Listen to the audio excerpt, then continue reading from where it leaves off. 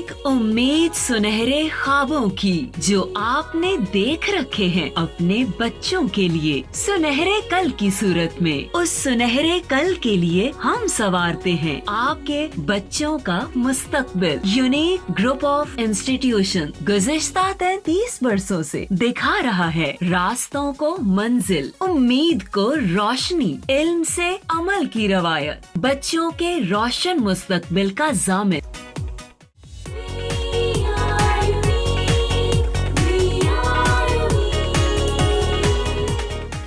Students, ये हमारे पास एक बॉल है, हमने एक इंक्लाइंड सरफेस इसको रोल डाउन किया तो ये इन मोशन होगा और जाके ग्राउंड पे जाके काफ़ी देर तक ये in motion, in the state of motion में रहेगा। यानी ये body in the state of motion रहना चाहता है। किस प्रॉपर्टी की वजह से? इनर्शियल प्रॉपर्टी की वजह से। अब ये एक बॉल है मेरे पास, मैंने इसको हॉरिजॉन्टल सरफेस से रोल डाउन किया और इसके आगे एक इंक्लाइंड सरफेस स्टार्ट होगी, तो ये बॉल यहाँ से यहाँ तक आके क्या हो जाएगी? स्टॉप हो जाएगी। आगे उसको ऊपर जाने के लिए एक एक्सटर्नल फोर्स की ज़रूरत पड़ेगी, यानी खुद से ये बॉल इस इंक्लाइंड सरफेस के ऊपर नहीं जा सकेगी। किस प्रॉपर्टी की वजह से बेटा ये स्टॉप हो जाएगी? अब ये भी प्रॉपर्टी कौन सी होगी? Inertial property. अब एक और हम एग्जांपल लेते हैं इसकी कि इनर्शिया में कोई भी बॉडी खुद से अपनी स्टेट चेंज नहीं कर सकता। आप अगर बेंच पे बैठे हुए हैं, आप बेंच पे बैठे रहोगे, आप अपनी मर्ज़ी से अपनी स्टेट चेंज करना चाहते हो तो आप फोर्स लगाओगे, एक जगह से दूसरी जगह तक डिस्प्लेस हो जाओगे, ठीक है। अब आपकी बॉडी जो है अपनी इनर्शियल प्रॉपर्टी की वजह से अपनी स्टेट में किसी किस्म का चेंज नहीं लेके आना चाहती। इसी तरह बेटा हमारे पास है एक टेबल के ऊपर अगर हमारे पास एक बुक है तो ये बुक इस टेबल पे ही मौजूद रहेगी, यहाँ से वो डिस्प्लेस खुद से नहीं होगी जब तक आप इसके ऊपर किसी किस्म की एक्सटर्नल फोर्स या कोई पर्सन आके इस बुक को नहीं उठाएगा। तो ये book in the state of rest है, ये अपनी इसी स्टेट में रहेगी ड्यू टू इनर्शियल प्रॉपर्टी। इसकी स्टेट में चेंज कब आएगा? जब आप इसके ऊपर क्या चीज़ लगाओगे? फोर्स लगाओगे।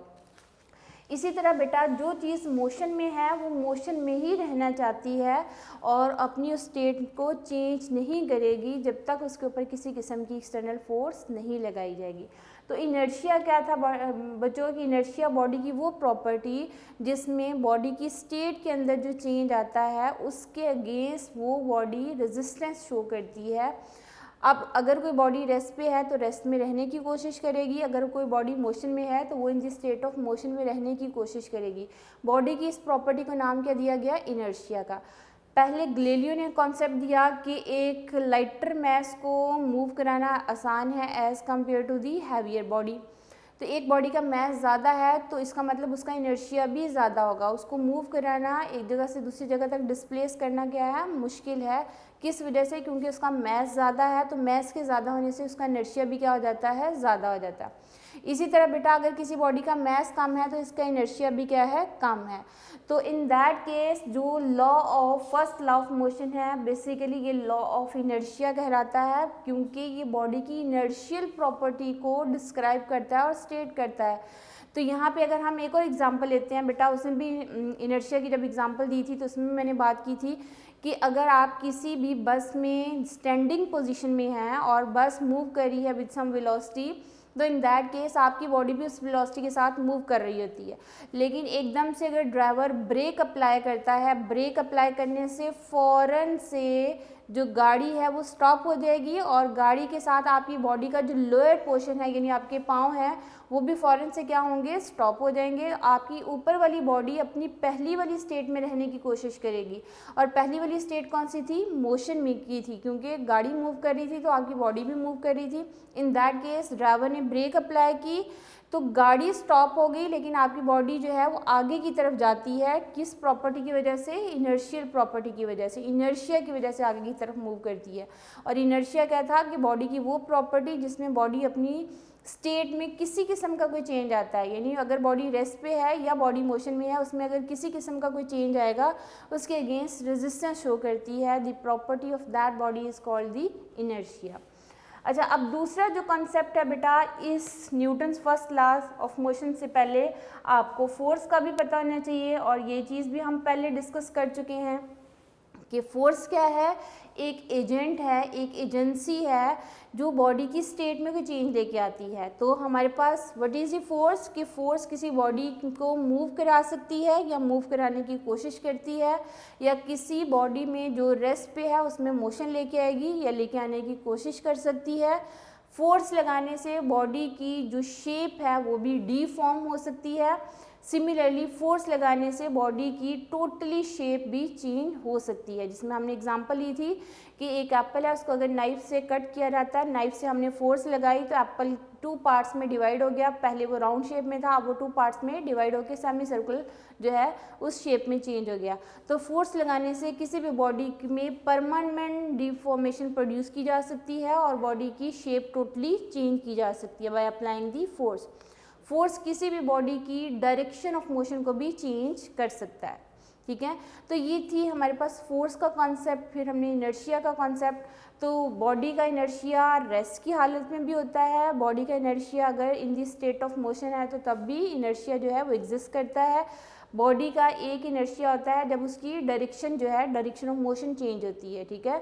तो ये चीज़ें जो है वो सारी साथ साथ डिस्कस होंगी। अब हम बात करते हैं Newton's first law of motion की। अब Newton's first law of motion जो है बेटा वो फोर्स एंड इनर्शिया इन दो चीज़ों को रिलेट करेगा। यानी Newton's first law of motion जो है बेटा वो किन दो फैक्टर्स को रिलेट कर रहा है, फोर्स एंड इनर्शिया।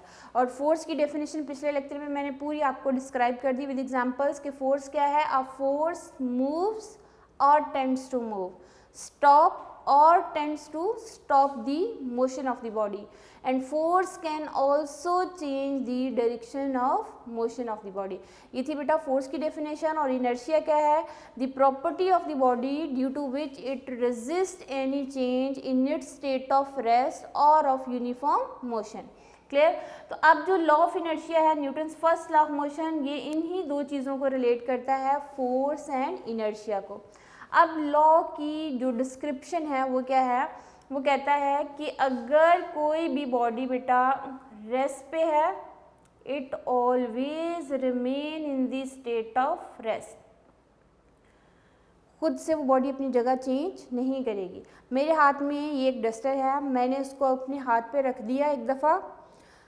अब ये जो है ब्लॉक, वुडन ब्लॉक, ये डस्टर अपनी जगह चेंज नहीं करेगा, खुद से ये अपनी जगह चेंज नहीं कर सकता। ये अब किस स्टेट में है, रेस्ट पे है, ये रेस्ट में ही रहेगा जब तक मैं अपने हाथ से इसके ऊपर कोई एक्सटर्नल फोर्स नहीं लगा दूंगी। ये अपनी किस स्टेट में रहेगा, रेस्ट पे रहेगा। सिमिलरली बेटा आपके पास एक टेबल है, टेबल के ऊपर मेरे पास है एक बुक। अब बुक जो है वो किस स्टेट में है, रेस्ट पे है। तो ये अपनी इसी स्टेट में सालों साल रह सकती है जब तक इसके ऊपर किसी किस्म की फोर्स एक्ट नहीं होगी। अगर हम इसके ऊपर किसी किस्म की फोर्स नहीं लगाते, खुद से ये बुक अपनी जगह चेंज नहीं कर सकती, ठीक है। तो Newton's first law of motion में जो फर्स्ट पार्ट उसका हुआ है वो क्या कहता है कि अगर एक बॉडी रेस्ट पे है तो वो हमेशा रेस्ट पे रहेगी, हमेशा किस स्टेट में रहेगी, रेस्ट पे रहेगी, जब तक हम उसके ऊपर किसी किस्म की कोई फोर्स अप्लाई नहीं करेंगे। और दूसरी उसका पार्ट क्या है कि वो कहता है अगर कोई बॉडी मोशन में है, अगर कोई बॉडी मोशन में है तो it always in the state of motion, ये हमेशा किस स्टेट में रहेगी, इन दी स्टेट ऑफ मोशन रहेगी जब तक इसके ऊपर किसी किस्म की कोई एक्सटर्नल फोर्स अप्लाई नहीं होगी। अब ये पार्ट तो Newton's first law of motion में ये पार्ट कि एक बॉडी रेस्ट है तो हमेशा रेस्ट पे रहेगी, ये समझना बच्चों के लिए इंतहाई आसान है कि अगर आप यहाँ पे बैठे हुए हैं तो आप हमेशा इसी स्टेट में रहोगे जब तक आप खुद से फोर्स नहीं लगाओगे। यानी हमारा दिल चाहेगा तो हम अपनी जगह चेंज करेंगे और अगर हमारा दिल नहीं चाहेगा तो हम वहीं बैठे रहेंगे, ठीक है। तो आप उसी स्टेट में रहोगे अगर आप खुद से कोई फोर्स अप्लाई करके अपनी स्टेट में चेंज नहीं लेके आना चाहते। अगर एक बुक जो है वो रेस्ट पे है, वो हमेशा रेस्ट पे रहेगी जब तक वो जो है उसके ऊपर किसी किस्म की कोई एक्सटर्नल फोर्स अप्लाई नहीं होगी। ये पार्ट समझना इंतहाई आसान है। अच्छा, अब ये जो पार्ट है ना बेटा कि अगर कोई body in the state of motion है, यूनिफॉर्म मोशन है, तो इन दैट केस ये बॉडी हमेशा, न्यूटन ने कहा कि ये बॉडी हमेशा in the state of uniform motion रहेगी। In the state of uniform motion रहेगी until no external force is acting on it. अब होता क्या है हमारी डेली लाइफ में कि हमने एक बॉल को फेंका, वो बॉल कुछ डिस्टेंस कवर करती है और फिर फाइनली क्या हो जाती है, स्टॉप हो जाती है।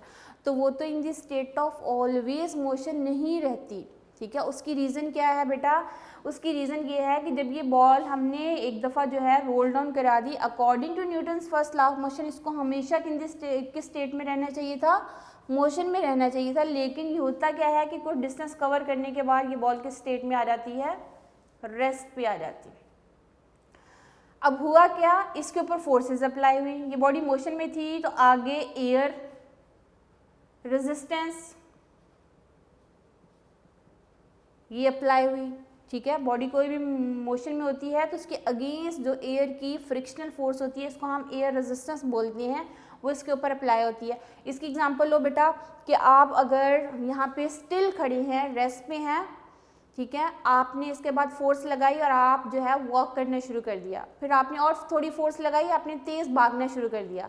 आप देखो जब आप रेस्ट पे होते हो तो आपको किसी किस्म की एयर फ्रिक्शन, एयर की रेजिस्टेंस जो है वो फील नहीं होती। लेकिन अगर आप जो है 100 मीटर के हिसाब से जो है वो डिस्टेंस कवर कर रहे होते हो तो इन दैट केस आपको सामने से एयर का एक पुश लगता है, आपकी मोशन फॉरवर्ड डायरेक्शन में होगी लेकिन एयर का जो पुश होता है वो बैकवर्ड डायरेक्शन में होगा। That is called the air friction, air resistance उसको बोला जाता है। इसकी दूसरी एग्जांपल लेनी है तो एक और एग्जांपल ली जा सकती है बेटा। आप अगर गाड़ी में बैठे हुए हैं और गाड़ी रेस्ट पे है, आपने अपना हाथ बाहर निकाला शीशे से, तो इन दैट केस हमारे पास आपके हाथ के ऊपर किसी किस्म की कोई फोर्स फील नहीं होती, ठीक है। अब गाड़ी मूव करना शुरू कर दे और गाड़ी जो है अगर 100 किलोमीटर पर आवर के हिसाब से अगर मोशन में है और आप एकदम से अपना हाथ बाहर निकालती हो तो आपके हाथ के ऊपर एक पुश लगता है बैकवर्ड डायरेक्शन में, यानी एयर आपके हाथ को पीछे की तरफ धकेलती है। That is the air resistance, air friction जिसको बोला जाता है, एयर का पुश जिसको कहा जाएगा। तो यहाँ पे इसके ऊपर एक फोर्स एक्ट होगी और वो कौन सी फोर्स हुई, that is the air resistance. और दूसरी कौन सी फोर्स एक्ट हुई बेटा, ये ऑब्जेक्ट है, इस ऑब्जेक्ट के और हॉरिजॉन्टल सरफेस के बीच में यहाँ भी फ्रिक्शन है और ये भी एक फोर्स है जो कि इसके ऊपर अप्लाई हो रही है। तो इसका मतलब क्या हुआ कि इस ग्राउंड की फ्रिक्शनल फोर्स ने जो है इस बॉडी को कुछ डिस्टेंस कवर करने के बाद फाइनली क्या कर दिया, स्टॉप कर दिया। इसका मतलब इसके ऊपर फोर्सेस एक्ट हुई तो ये बॉडी क्या हो गई, स्टॉप हो गई। क्लियर। अब इन दैट केस न्यूटन ने क्या कहा, न्यूटन ने कहा कि अगर कोई बॉडी रेस्ट पे है it always in the state of rest, और अगर एक बॉडी मोशन में है it will always in the state of motion. लेकिन उसकी जो कंडीशन है इस लॉ की वो क्या है, वो कंडीशन ये है, provided no net force should act on the body, कि बॉडी के ऊपर किसी किस्म की कोई फोर्स एक्ट नहीं होनी चाहिए, तब वो बॉडी अपनी उसी स्टेट में हमेशा रहेगी। क्लियर है। अच्छा अब हम इसकी एग्जांपल लेते हैं बेटा कि अर्थ है, प्लैनेट्स हैं, मून है जो कि अक्रॉस दी अर्थ जो है वो रिवॉल्व करता है। अच्छा अब हमारे पास है, मैंने कहा कि ये सन के अक्रॉस डिफरेंट प्लैनेट जो है वो रिवॉल्व कर रहे हैं। अब हमारे पास यहाँ पे है अर्थ।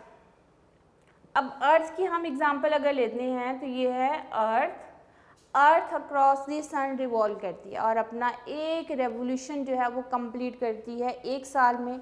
यानी एक साल में कितने दिन होते हैं, 365 डेज में ये अपना एक रेवोल्यूशन जो है अक्रॉस दी सन क्या कर रही है, कंप्लीट कर रही है। इट ऑलवेज कॉन्टिन्यूस मोशन, यानी जब से ये दुनिया बनी है, जब से खुदा ताला ने ये यूनिवर्स बनाई है, तो यहाँ पे हर जो है चीज़ इन दी स्टेट ऑफ मोशन है।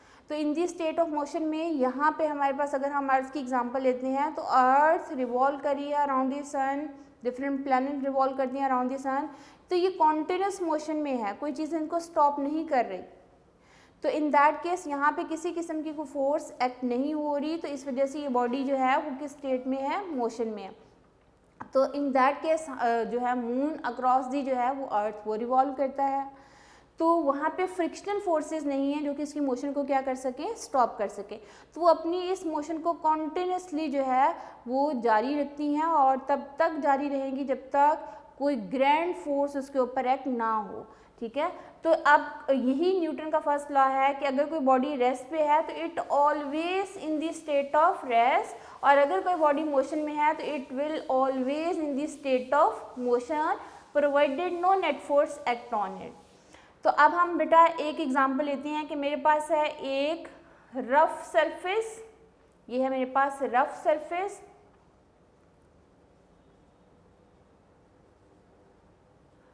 यानी इसके ऊपर जो है फॉर एग्जांपल रफ सरफेस की हम एग्जांपल, ये कारपेटेड जो है मेरे पास फ्लोर है, ये एक है मार्बल फ्लोर,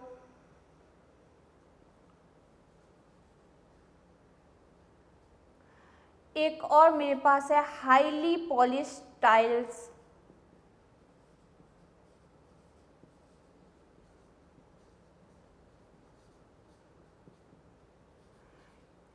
तो सबसे ज़्यादा जो है हाईली पॉलिश टाइल्स जो है यहाँ फोर्स ऑफ फ्रिक्शन मिनिमम है, कि इसके ऊपर जो फ्रिक्शन फोर्सेस थी वो हमने मिनिमम कर दी।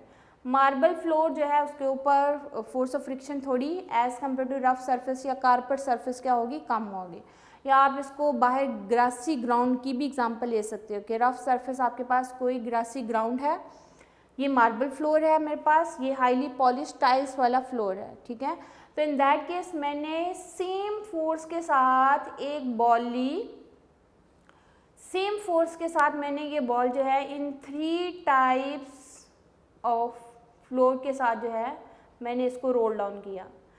एक जैसी फोर्स के साथ फोर्स अप्लाई की, यानी ये अभी बॉल रेस्ट पे है तो ये रेस्ट पे ही रहेगी, इसमें किसी किस्म का कोई चेंज नहीं आएगा जब तक हम इसके ऊपर क्या चीज़ अप्लाई नहीं करेंगे, फोर्स अप्लाई नहीं करेंगे, ठीक है। अब हमने इसके ऊपर फोर्स अप्लाई कर दी तो इसकी स्टेट में चेंज आ गया। फोर्स अप्लाई मैंने एक जैसी फोर्स तीनों बॉल्स के ऊपर अप्लाई की, तो जो रफ सरफेस थी वहाँ पे ये बॉल इतना डिस्टेंस कवर करने के बाद स्टॉप हो गई, और जो मार्बल फ्लोर था उसमें उसने डिस्टेंस इतना कवर किया है और फिर स्टॉप होगी, सेम फोर्स लगाई थी।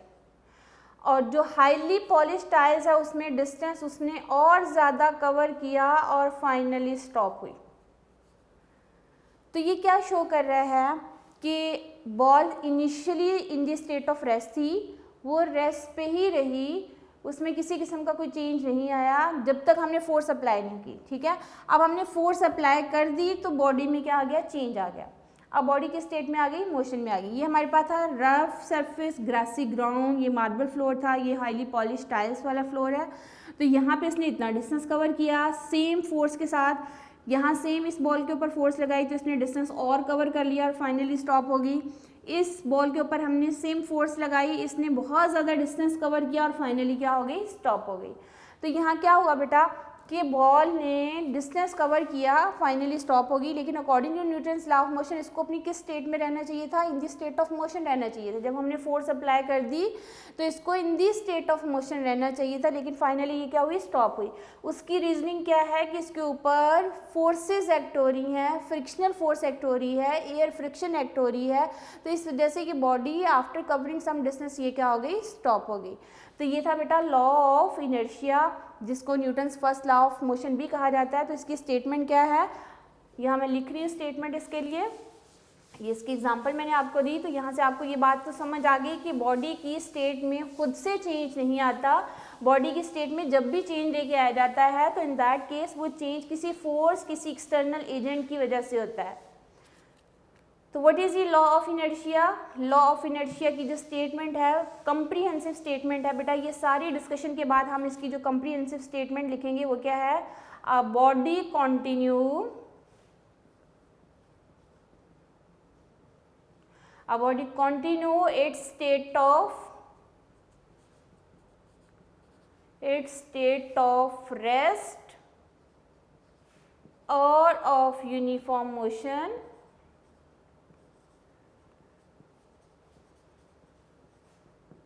in a straight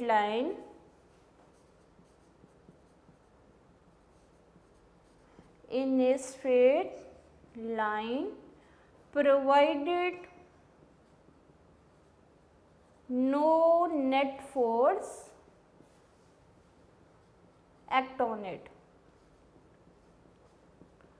यानी पूरी डिस्कशन को हमने इन सिंगल सेंटेंस अपनी बात को जो है वो डिस्क्राइब किया। तो इसमें बेटा कोई लफ्ज़ आगे पीछे नहीं किया जा सकता। यानी पूरी जो डिस्कशन थी वो न्यूटन्स लॉ ऑफ मोशन की क्या थी, फर्स्ट लॉ ऑफ मोशन इसको बोला जाता है।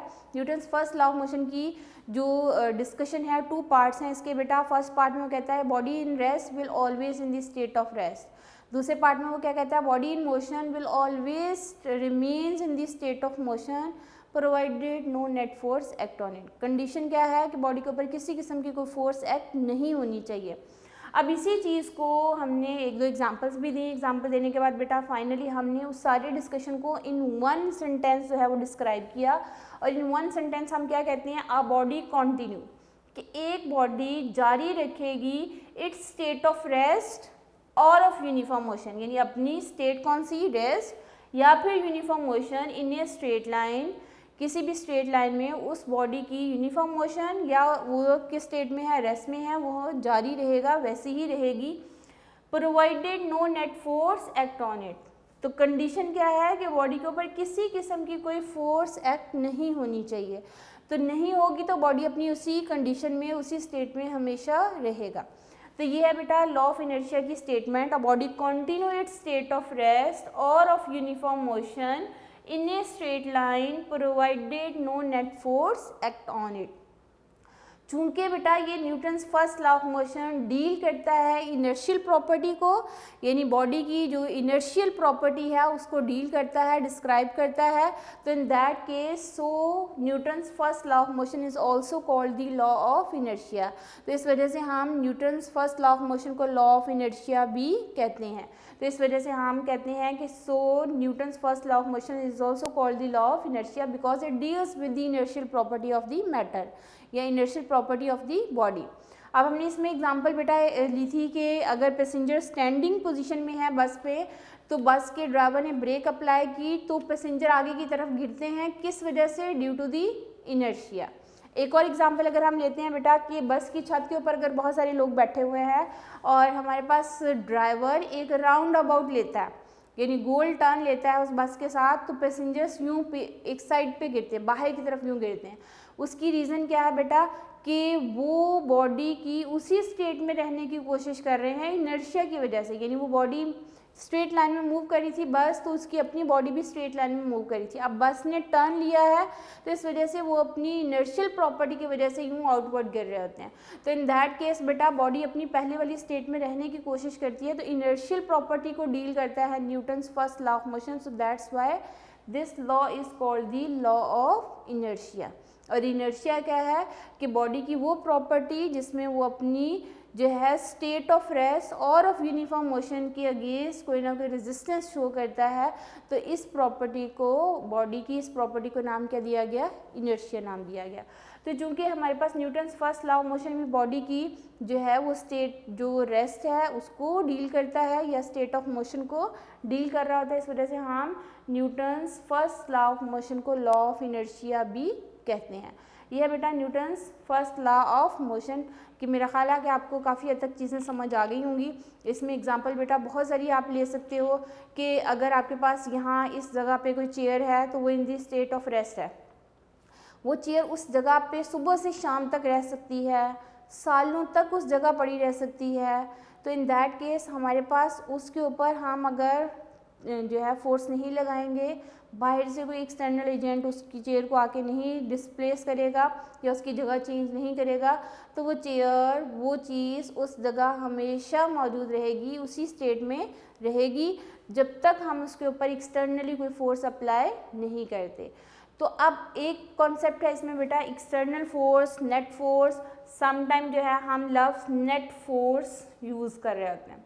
नेट फोर्स का मतलब होता है बेटा कि ऑल फोर्सेस, या यूं कह लो कि sum of all forces acting on the body.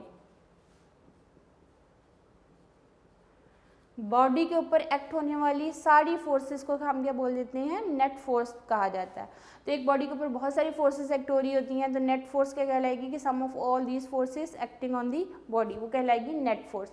तो यहाँ भी Newton's first law of motion में भी बात क्या करता है कि बॉडी के ऊपर जो नेट फोर्स है, सारी फोर्सेस जो हैं वो एक्ट ना हो तो बॉडी अपनी किस स्टेट में रहेगी, यूनिफॉर्म मोशन में है तो ऑलवेज यूनिफॉर्म मोशन रहेगी, अगर वो बॉडी रेस्ट पे है तो हमेशा किस स्टेट में रहेगी, रेस्ट पे ही रहेगी। ये है बेटा Newton's first law of motion. Newton ने डिस्क्राइब किए हैं टोटल 3 लॉज, जिसमें Newton's first law of motion, फिर हम पढ़ेंगे Newton's second law of motion, फिर हम पढ़ेंगे Newton's third law of motion. तो आज के लिए जो है वो इतना इनफ है कि आप इसको लर्न करें। ये लॉन्ग क्वेश्चन भी पूछा जा सकता है, ये शॉर्ट क्वेश्चन भी आ सकता है। शॉर्ट क्वेश्चन आए तो ये जो स्टेटमेंट है बेटा, a body continue its state of rest और of uniform motion in a straight line provided no net force act on it. इतनी स्टेटमेंट लिखोगे तो it will be sufficient for 2 marks.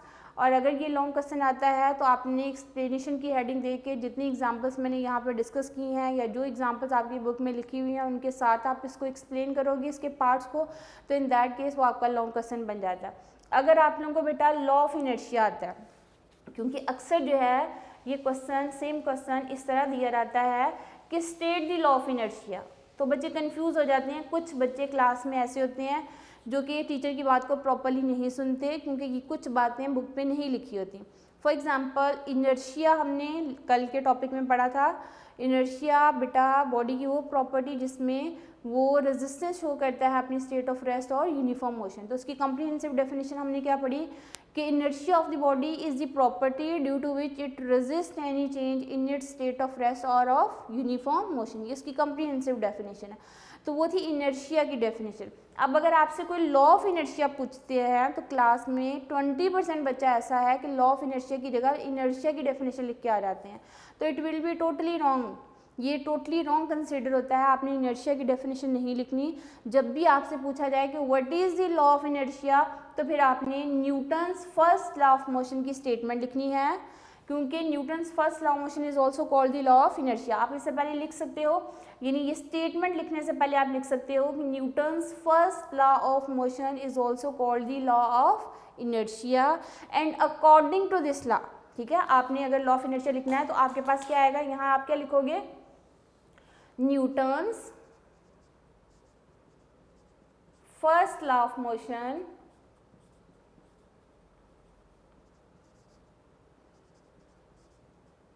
is also called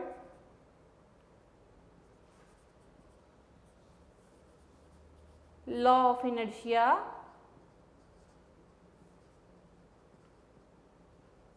according to this law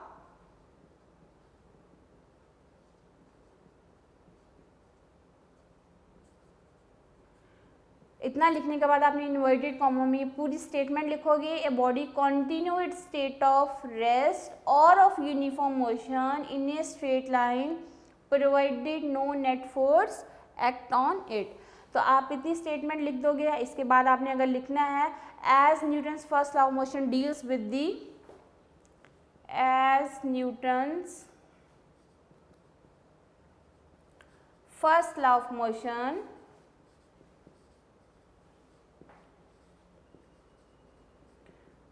deals with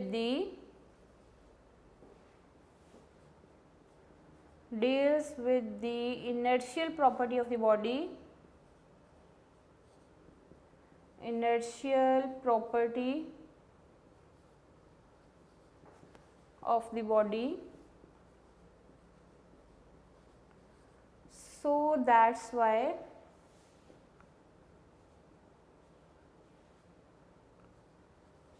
first law of motion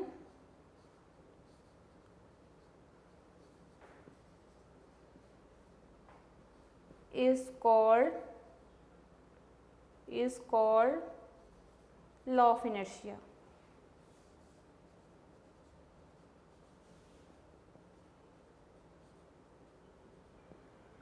अच्छा, अब बेटा question क्या आ सकता है कि state the Newton's first law of motion. अगर ये क्वेश्चन आता है तो आपने स्टेटमेंट लिख देनी है और आप इससे पहले क्या लिखोगे, Newton's first law of motion is stated as, या आपने लफ्ज़ लिखने होते हैं जो कि बुक में नहीं लिखी होती ये बातें, तो आप क्या लिखोगे, Newton's first law of motion is stated as, इसके बाद आप इन्वर्टेड कॉमा में क्या लिखोगे, a body continue its state of rest or of uniform motion in a straight line provided no net force act on it। एक और question आपसे क्या पूछा जा सकता है, state the law of inertia.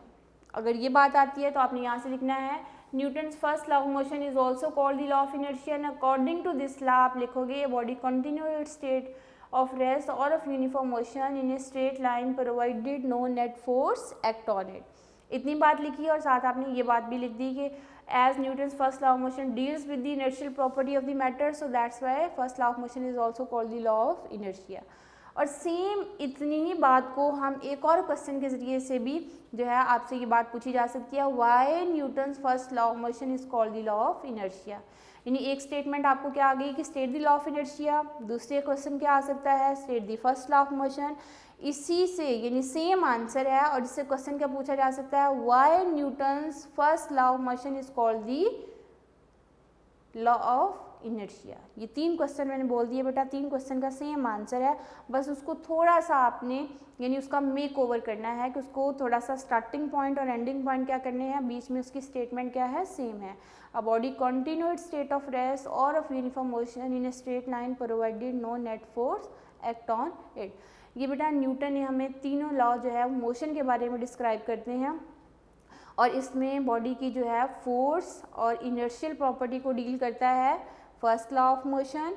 फिर हम जो है सेकेंड लॉ ऑफ मोशन इंशाल्लाह नेक्स्ट लेक्चर में पढ़ेंगे, जिसमें second law of motion body की मास, फोर्स एंड एक्सेलरेशन को रिप्रेजेंट कर रहा है, तो उसको हम डिटेल के साथ जो है वो नेक्स्ट लेक्चर में पढ़ेंगे। आज के लिए आपने ये लॉन्ग क्वेश्चन लर्न करना है, इसके साथ साथ उसकी एग्जांपल्स भी लर्न करनी है।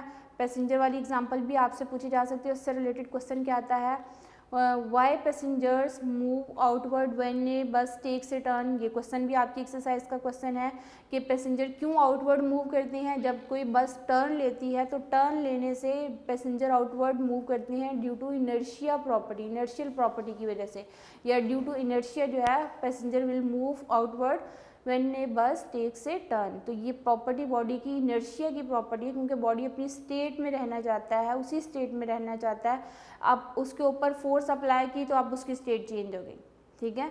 तो ये चीज़ें जो है आपसे शॉर्ट क्वेश्चन में, कॉन्सेप्चुअल क्वेश्चन में पूछी जा सकती हैं। इस टॉपिक को अच्छा सा लर्न कीजिए आप लोग, और इंशाल्लाह जो है हम नेक्स्ट लेक्चर में फिर सेकेंड लॉ ऑफ मोशन पढ़ेंगे।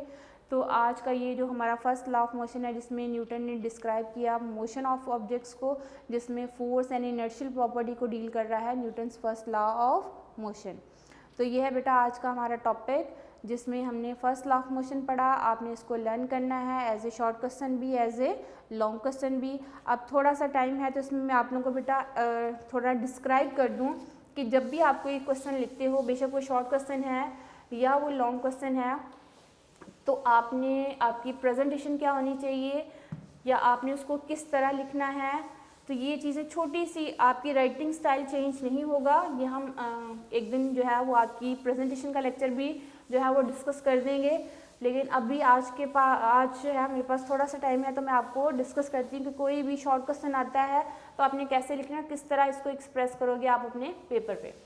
चलिए अब हम बात करते हैं कि यही फॉर एग्जांपल ये लॉ ऑफ इनर्शिया है और आपसे ये क्वेश्चन पूछा जाए एज ए शॉर्ट क्वेश्चन, तो आपके पास ये है पेज, आपने अपनी मार्जिन लाइन उस पेज पे ड्रॉ कर ली। ड्रॉ करने के बाद आपने बेटा फॉर एग्जांपल ये क्वेश्चन नंबर 2 का 4th पार्ट है, तो आप ये सेंटर में लिख सकते हो क्वेश्चन नंबर 2, और 2 का कौन सा पार्ट है, 4th पार्ट है, तो आपने ये लिख देना, ठीक है। इससे फॉरेन एग्जामिनर को समझ आती है कि क्वेश्चन नंबर 2 का 4th पार्ट है। उसके बाद आपकी इस क्वेश्चन की मेन हेडिंग क्या है, law of inertia. Law of inertia आपने निचली लाइन से स्टार्ट करना है। लॉ ऑफ इनर्शिया की हेडिंग दीजिए मार्कर से। लॉ ऑफ इनर्शिया की हेडिंग दे दी, आपने इसको अंडरलाइन कर लेना है, उसके साथ स्केल के साथ 2 लाइंस के साथ आप इसको अंडरलाइन कर लीजिए। अब आपने लिखना कैसे स्टार्ट करना बेटा, अब यहाँ से आपने ये लाइन आगे से छोड़ देनी है, इससे निचली लाइन, जो निचली लाइन आपके पास होगी आपने यहाँ तक वो लाइन भी छोड़ देनी, और यहाँ से आपने लिखना स्टार्ट करना है। आप लिखोगे according to law of inertia,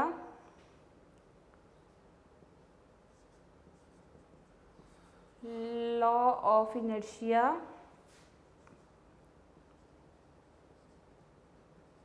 a body continue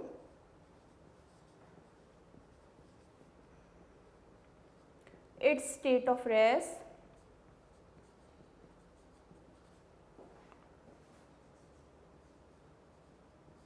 or of uniform motion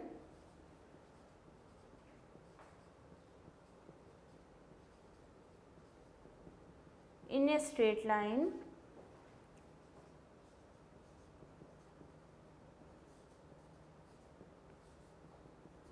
provided no net force act on it। उसके बाद आप लिख सकते हो as Newton's first law of motion deals with the inertial property of the matter, so that's why this law is also called the law of inertia.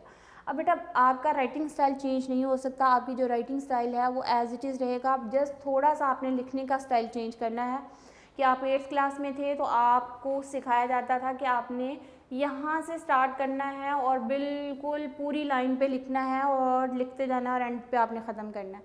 लेकिन इस दफ़ा आपने चूँकि बोर्ड के एग्ज़ाम में अपीयर होना है तो ये चीज़ें हम आपको साथ साथ सिखाएंगे। आपने सेंटर में अगर हेडिंग दे दी है कि क्वेश्चन नंबर 2 का 4th पार्ट अटैम्प्ट कर रहे हैं, उसकी मेन हेडिंग क्या है, लॉ ऑफ इनर्शिया।